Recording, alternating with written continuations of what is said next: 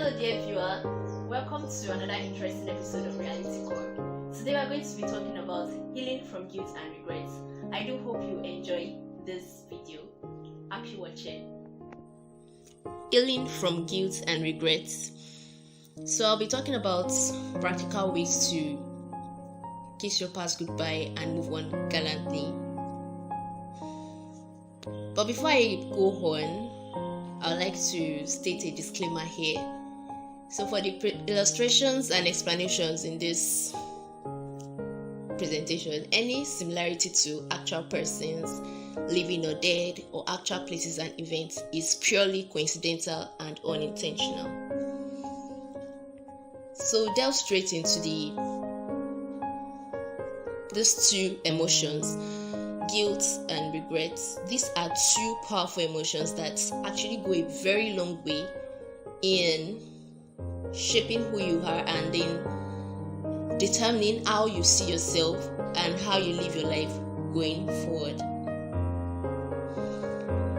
You know, there are times when human beings we make certain mistakes and we wish we could roll back the hands of the clock to do things differently.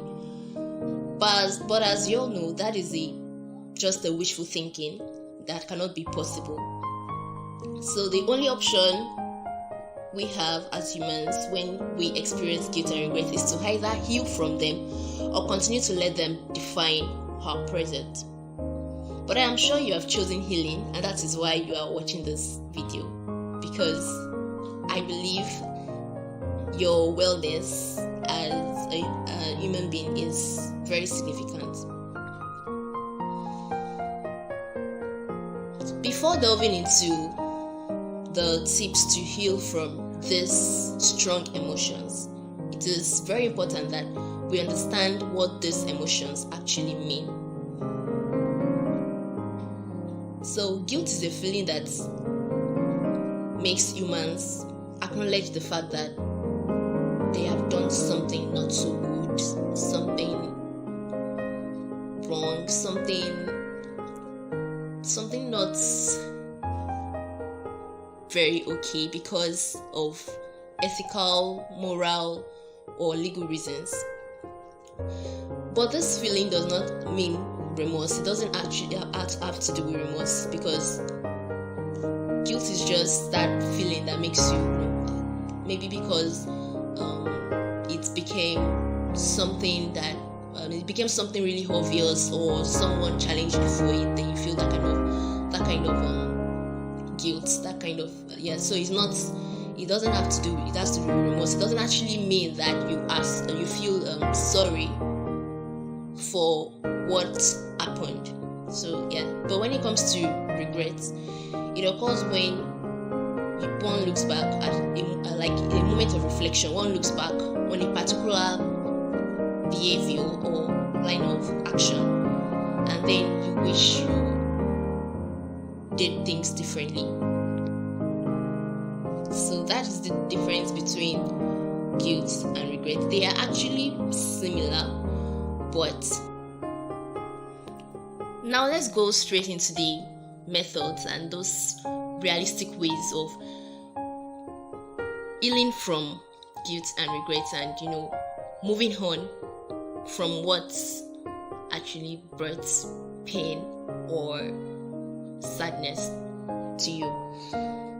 As human beings, we have actually there are times we have actually done things that really make us feel bad, or even brings tears to our eyes sometimes. So it happens. It has happened to everyone, and it still happens.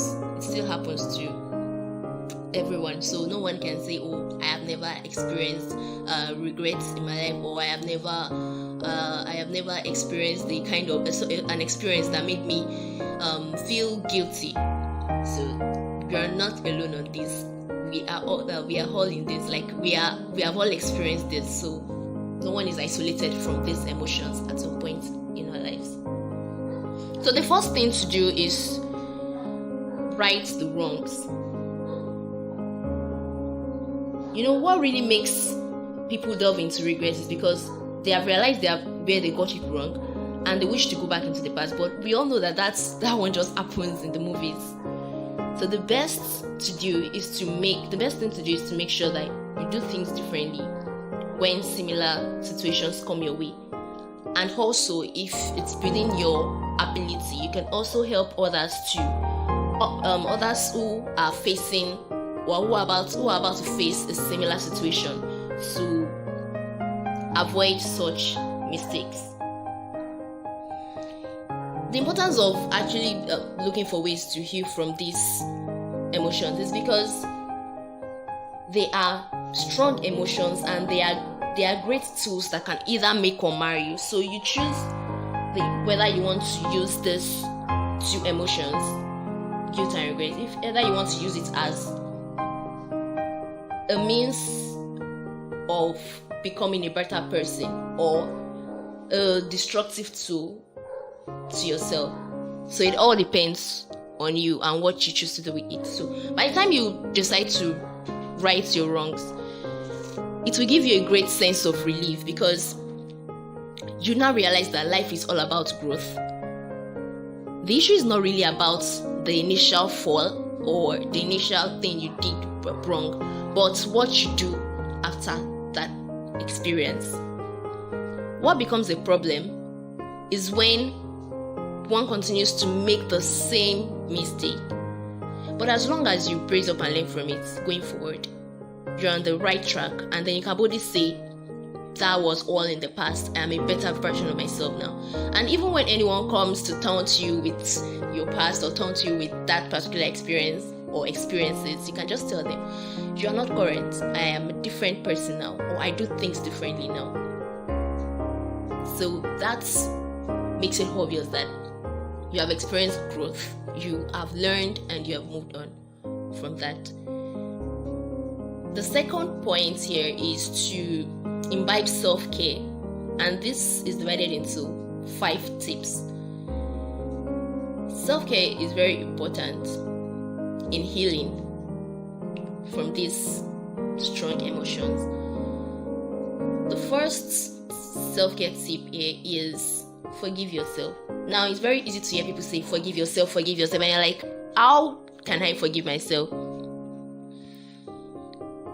Thing is, some other people have made the same mistake you made, and they have learned from it, they have moved on from it, because life is unrealized, and sometimes we just encounter experiences and we just do what comes to our head before we now later realize that, well, I shouldn't have done this.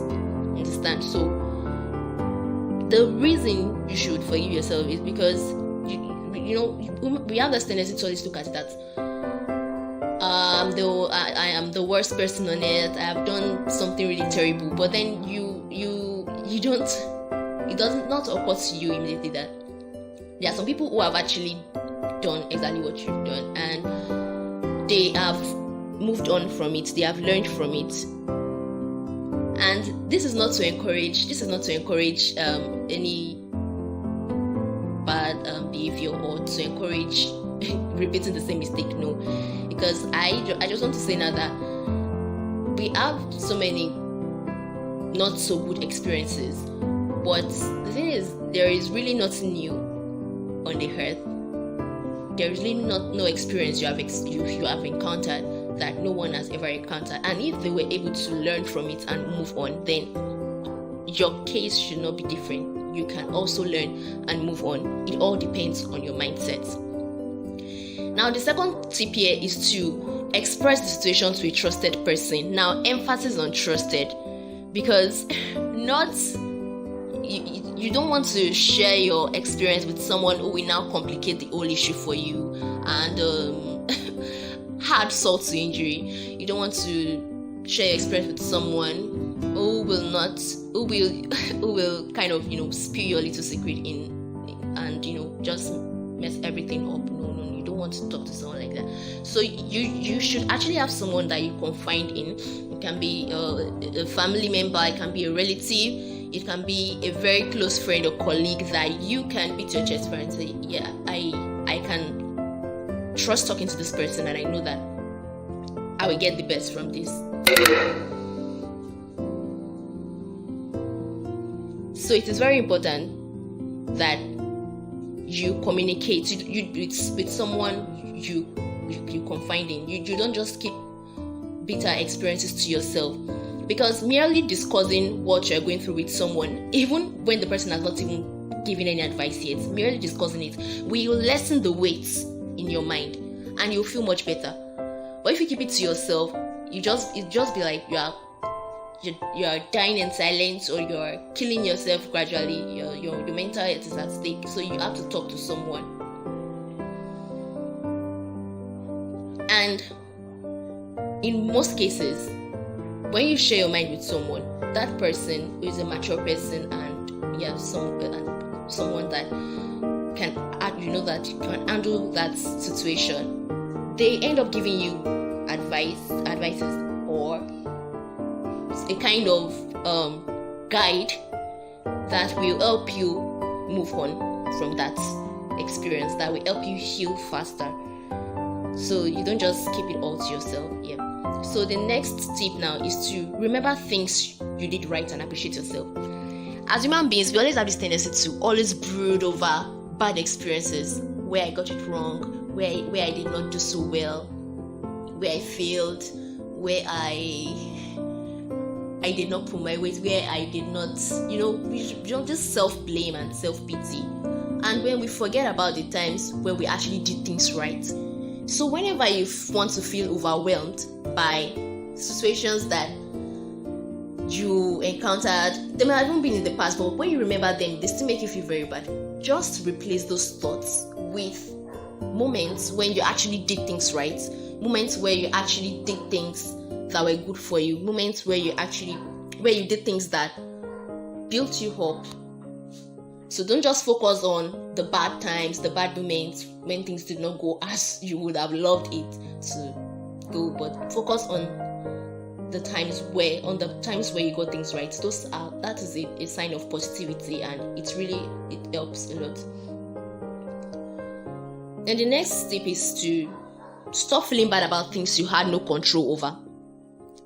This is very important. There are some times where maybe something not so good happened to someone that you know of, and it was not like it was your fault. But life just had it in a kind of way that you were not opportune to be in the position to have actually done something to prevent that thing. I don't know if you get what I'm saying, but things like this happen. It's not all the time that we feel guilty and regret things about our own lives. Sometimes we feel guilty about things that are not directly on us. So when things like that happen, you should just let go of any situation whereby you did not have the power within your means to do anything about, or maybe you were just able to do a little and you felt, maybe if I had been aware earlier, I would have been able to do this and this, and maybe this particular thing wouldn't have happened. So just learn to move on from things you had no control over. Do what is within your means, and don't try to kill yourself or blame yourself for something you had no power over. Then the last thing here is to stop negative self-talks and imbibe compassion. The tongue is really powerful, so you have to watch what you say. When you discover a mistake, instead of saying things like, I'm such a fool, or I never get things right, and all those negative self-thoughts, you can remind yourself of good things about you and appreciate your worth, and that will go a long way to boost your confidence. You really need to watch what you say when you feel you did not do well enough. So self-compassion is very key. So before I ramp off this whole talk, I would like to present a small practical here. Through this formula, I call it the 3-in-1 table formula, and it works well. So before I come to tell you how to just explain this whole thing, I would like to just run through a small scenario here. Then that will guide in using the formula. Now we have like two neighbors. It's just a fiction. So just to walk through the formula I'm about to introduce to you. So Juliet and Nancy are neighbors, more like co-tenants. Nancy is a very friendly person. She's conscious of maintaining good relationship with her neighbors. So one Friday evening, Juliet, our co-tenant, was not around, and it was drizzling outside. It was drizzling, and the clouds were heavily pregnant. Clothes were spread outside. Our clothes, including the clothes of our co-tenant Juliet. So Nancy packed in everything. She did not discriminate. She did not just take in hers and leave her co-tenant's one. She took both hers and Juliet. So Juliet was very happy when she returned, as Nancy handed over the pile of clothes to her. Nancy had dropped them all together with her own clothes in her wardrobe because she did not want to put it anywhere anyhow. Because she believes that she should treat others the way she would like to be treated. However, 2 weeks later, Juliet approached Nancy angrily and called her a thief. 3 clothes were missing, and she claimed to have washed and spread them outside the day it rained. So Nancy felt really bad, rather, not Juliet.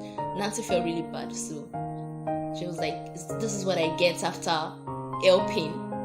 So she regretted helping Juliet. She wished she never had to touch her clothes. So after about 3 days of rigorous search, Juliet found 2 of the clothes she was looking for behind her laundry basket. She had thought she emptied the whole basket for washing, but she forgot that she put those 2 aside for mending. Nancy also searched well and later found one of Juliet's clothes while ransacking her wardrobe.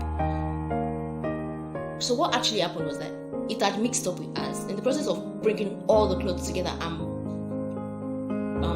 putting them in one place, the clothes had mixed up.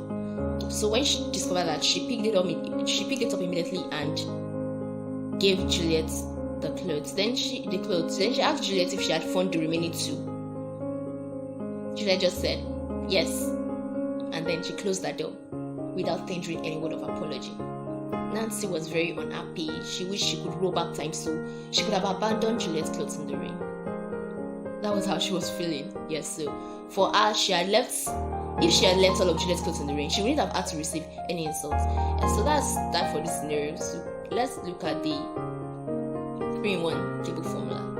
From this scenario, and this applies to any situation you have encountered, anything that brings regret or guilt to your mind, you can pick up a pen now and a jotter and just draw this table. On the first side, you put what you did right. In the middle, you put what you did wrong, and the last side of the table is what you could not control. So looking at this scenario now, what did she do right? What did Nancy do right? The kindness, the fact that she had a good heart and she was a lover of humanity. That might also be the situation for you, depending on the situation you are working with right now. Then middle is what did you do wrong? What did she do wrong? The thing she did wrong here was putting the clothes together in one place.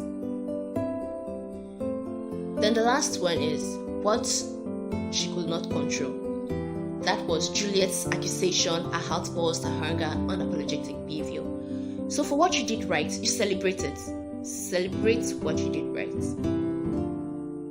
It's a very, in most cases, it's very rare to find people who have a kind heart and who are compassionate and want to help others. So the fact that she actually had this mind and this was her intention, it is worthy of celebration. She should celebrate her great heart. Then for what she did wrong, putting the clothes all together in one place, she should learn from this and move on. So next time, if she finds herself in this situation, she will rather separate the clothes, putting them in good places, but then still separating them, not just molding them up in one place. And then once she has learned this, she can move on without feeling bad about it anymore. Then the last side, what she could not control. You cannot control the attitude of people towards you when things happen. You cannot control anyone. The only person you can control is yourself. So she could not control the outbursts, the hunger, and the unapologetic behavior. After everything, and then Juliet accused her of stealing 3 of her clothes, maybe because of Juliet's past experiences. Sometimes people behave in certain ways out of maybe it's their past experiences or their mood and all that. So there was no way Nancy could have controlled this behavior. So the best thing for her now is just to ignore it. So I hope you have learned something, whether one or two things or whatever lesson you've been able to take from this interesting presentation. You can always try out this formula and let us know how it works for you. So if you have any questions, feel free to reach out on any of my social media handles, Aluko Deborah JB, or via my email address, deborah.aluko7@gmail.com. And if you like to ask your questions anonymously, I will not know the question came from you. It's fine too. You can go through that link and I will be glad to respond to your questions. Thank you very much for listening.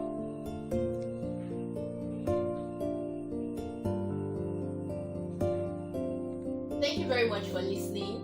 Please do well to like, comment, subscribe, and share to others. See you next time. Bye.